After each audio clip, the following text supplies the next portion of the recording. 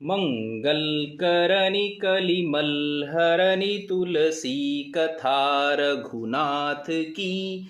गतिकूर कविता सरित सी जो सरित पावन पाथ की। प्रभु सुजसु संगति भनित भली हुई है सुजन मन भावनी। भव अंग भूति मसान की सुमिरत सुहावनी पावनी। सुमिरत सुहावनी पावनी। नमस्कार दोस्तों, यह श्री रामचरितमानस का सबसे पहला छंद है और इस छंद को हमने अपने चैनल पे पहली बार डाला है। मतलब छंद हमने अपने चैनल पे पहली बार डाला है और छंद को इसी तरह से संगीतमय रूप में गाया जाता है। हालांकि मेरा ये इतना संगीत में नहीं था, लेकिन फिर भी मैंने प्रयास किया। तो तुलसीदास जी इस छंद में कहते हैं कि जो यह श्री रामचरितमानस जो उन्होंने लिखी है या वो लिखने जा रहे हैं वह कैसी है। वो कहते हैं कि कलिमल हरनि मंगल करनि तुलसी कथा रघुनाथ की।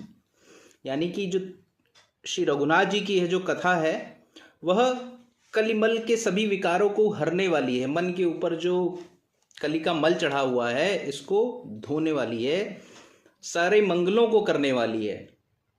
उसके बाद अगली पंक्ति में वह कहते हैं कि यह कविता कैसी है। गतिकूर कविता सरित सी जो सरित पावन पात की। यानी अपनी कविता को बहुत वो क्रूप बताते हैं, अपनी कविता को भद्दी बताते हैं, लेकिन वह टेढ़ी चाल से चलेगी जैसे नदी चलती है। और क्योंकि ये रघुनाथ की कथा है, इसमें रघुनाथ जी की कथा है, तो वह गंगा की तरह सबको पावन करती हुई अपने पाथ पर चलती रहेगी।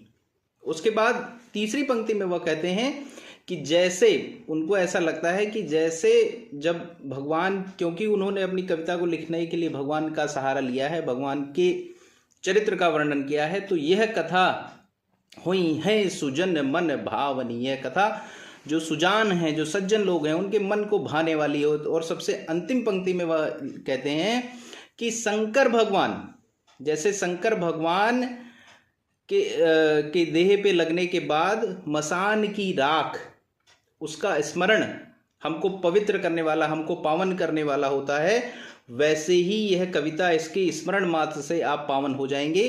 और इसमें कोई संदेह नहीं है। भव अंग भूति मसान की सुमिरत सुहावनी पावनी। जैसे भगवान शंकर के अंग पे लगते ही मसान की राख उसका स्मरण पवित्र कर देता है, वैसे यह कथा हमें पवित्र कर देगी। बोलो सियावर रामचंद्र की जय।